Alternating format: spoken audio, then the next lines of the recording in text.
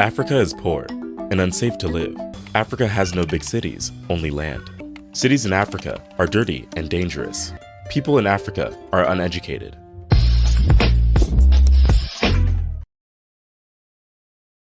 Africa is poor and unsafe to live. This is one of the most common misconceptions people have about living in Africa. Today we will help you debunk all the popular myths about this culturally rich and stunning continent. Myth number 1. Africa has no big cities, only land. Africa has the fastest urban growth in the globe. The continent's population is estimated to double between 2020 and 2050. 2/3 of this growth is expected to be absorbed by urban areas, and in the next 3 decades, cities are projected to be a home for an additional 950 million people. Africa has some of the biggest, fanciest, and most well-designed cities in the world. Here's what cities in Africa actually look like. Nairobi is the capital city of Kenya and one of the fastest growing cities on the continent. It is a well-designed area with a unique mix of modernity and tradition. The bustling city has a wide range of accommodations that cater to every budget and a great nightlife. One of the most interesting places to visit is the Nairobi skyline, with modern buildings and skyscrapers. The Central District also has modern commercial buildings, towers, and favored venues for exhibitions, events, seminars, and conferences. Still not convinced? Nairobi has the largest retail center in sub-Saharan Africa. The Two Rivers Mall is a shopping mall that houses more than 200 stores.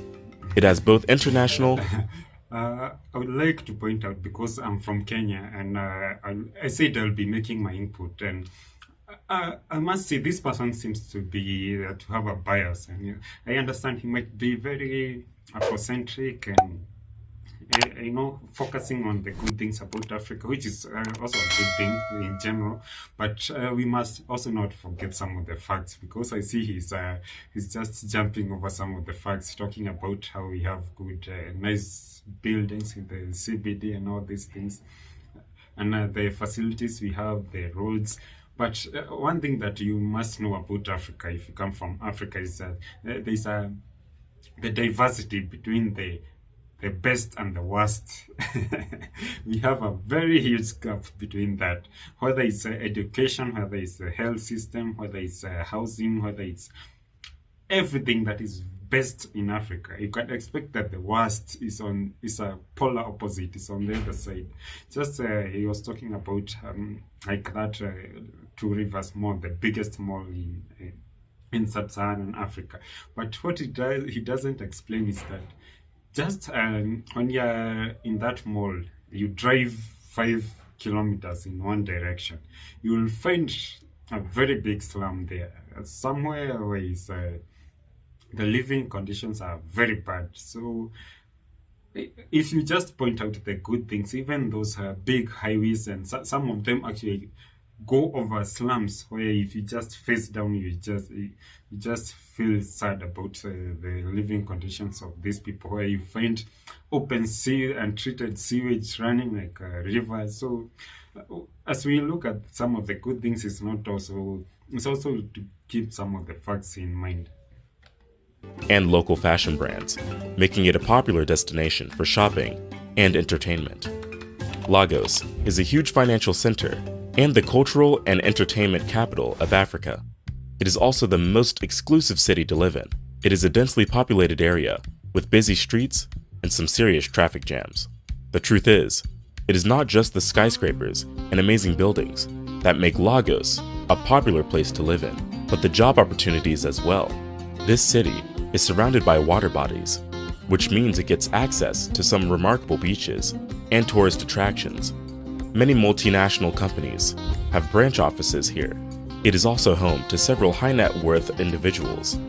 Some of the top multinational companies that have offices in Lagos are Google Technology Multinational and Shell Petroleum Development Company.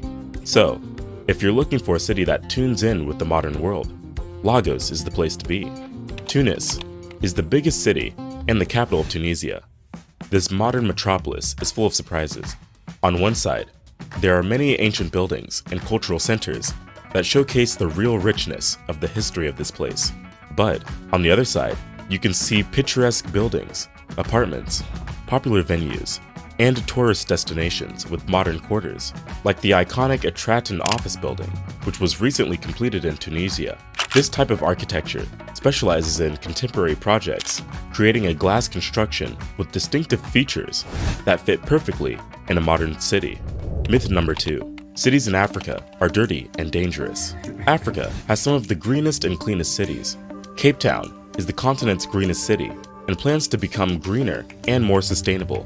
Nairobi, Cairo, Johannesburg, Kinshasa, and Lagos are also among the best in terms of ecological. Yeah, as I was saying this earlier, from what I've heard and from the information that I get from others and people I get to interact with from other countries, so places like Johannesburg, Lagos, as I said, Nairobi, that one I know it from first-hand account. The difference is, as I said, is there's the best and the worst. Like having good infrastructure, whatever, safety, all these things. Like I said, like in Nairobi, you might have a gated community, very safe to stay in, but just walk one direction, 10 minutes. You find another area that even the police themselves, armed police, are scared to go into these places because of how dangerous they are. So it's good to have the facts in mind. But anyway, this should not put off anybody trying to come and enjoy the good things, because where these good things are, most likely is everything is fine, the security is fine. I mean, everything, access to anyone, as any other city in the world is there. Access to communication, transport, food, everything will be good. But there are also some places, as you are traveling somewhere, you must find information and know the areas that you should not be visiting. Transition and environmental practices. This is something several cities in America and Europe lack. Although crime is a major socio-economic problem because of labor surplus and uneven distribution of power and wealth, this is common in other continents as well. Myth number 3. People in Africa are uneducated. Africa has some of the best universities in the world. Here, people can get a high-quality education. Take the University of Cape Town, for example. It is ranked number 125th in the best global universities. That means it is in the top 300 of the global rankings. Other top-quality educational centers include the University of Witwatersrand, Stellenbosch University, University of Ibadan, Cairo University, and more. Based on recent statistics, Africa's current primary school enrollment rate is over 80%. The African continent has seen some of the highest increases in elementary school enrollment in the last couple of decades. Although, not everyone ends up going to college. There are plenty of people with a college degree. Myth number 4. I don't know how old this video is, but not only the primary school education, but I also think even higher education nowadays in most African countries, as I said, in Nigeria, South Africa, like in Kenya, in Zimbabwe. I know these are some of the places where we have a high rate of enrollment in higher education. Where to some extent, I would even dare say that some people are over-educated because some of the courses they are taking, they are made with a projection that the jobs for those kind of courses will be available in the future. Where you find that there are people who have done some very extreme science courses that they don't even have anywhere to apply them, and they have to either go outside the continent to find work to do with that kind of degree, or and any other college diploma or something of the sort. So I think education, that one at least, that one is almost that fact. He gave it, he analyzed it in a very almost near to the truth. People who live in Africa have no access to modern technology. Today, around 20 to 22 million people in South Africa are using smartphones. This accounts for roughly 1/3 of the country's population. Samsung is the most popular brand in the region, accounting for over 40% of the purchased devices. Nigeria is another country with a huge smartphone user base. Nigeria is at the top of the list of African countries with the biggest number of mobile phones. Mobile technologies and services continue to fuel the region's economy, but they are not the only technologies that are available on the continent. Egypt is also seen as a forerunner in digital media. According to statistics, revenue in the digital media market in Egypt is estimated to reach $1,165,000 in 2023. The biggest segment in the market is video games, with an estimated volume of $692 million in 2023. Myth number 5.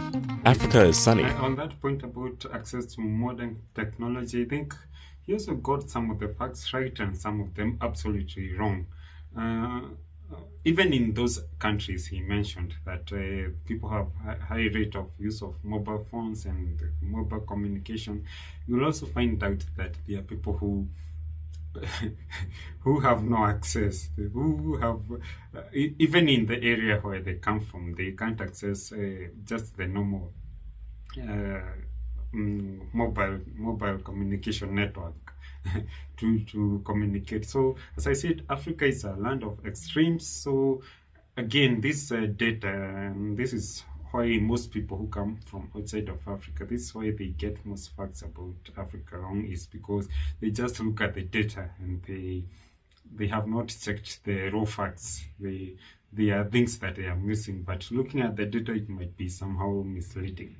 Dry and hot all of the time. Africa is a diverse continent with different temperatures and landscapes. The regions located on the equator receive the most solar heat than any other area on the planet. Since the equator cuts across the center of the African continent, it makes Africa the most tropical continent in the world. But the rest of Africa lies south and north of the equator, so it is normal for countries to have rainfall, mild moist winters, and dry summers.